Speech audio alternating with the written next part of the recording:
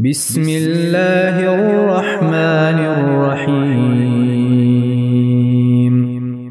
سورہ علق، سورت نمبر 96۔ شروع کرتا ہوں اللہ تعالیٰ کے نام سے جو بڑا مہربان نہایت رحم والا ہے۔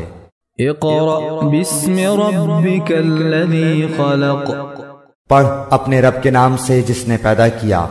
خلق الانسان من علق، جس نے انسان کو خون کے لوتھڑے سے پیدا کیا۔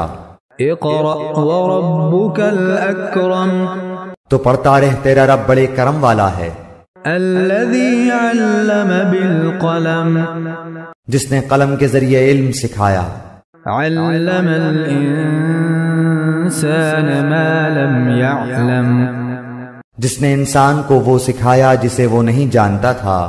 کلا ان الانسان لیطغی، سچ مچ انسان تو آپے سے باہر ہو جاتا ہے۔ ان رآہ استغنی، اس لیے کہ وہ اپنے آپ کو بے پرواہ یا تونگر سمجھتا ہے۔ ان الی ربک الرجعی، یقیناً لوٹنا تیرے رب کی طرف ہے۔ ارأیت الذی ینہی، بھلا اسے بھی تو نے دیکھا جو بندے کو روکتا ہے۔ عبدا اذا صلی، جبکہ وہ بندہ نماز ادا کرتا ہے۔ ارأیت ان کان علی الہدی، بھلا بتا تو اگر وہ ہدایت پر نہ ہو۔ او امر بالتقوی، یا پرہیزگاری کا حکم دیتا ہو۔ ارأیت ان کذب وتولی، بھلا دیکھو تو اگر یہ جھٹلاتا ہو اور منہ پھیرتا ہو تو۔ الم یعلم بان اللہ یری، کیا اس نے نہیں جانا کہ اللہ تعالیٰ اسے خوب دیکھ رہا ہے۔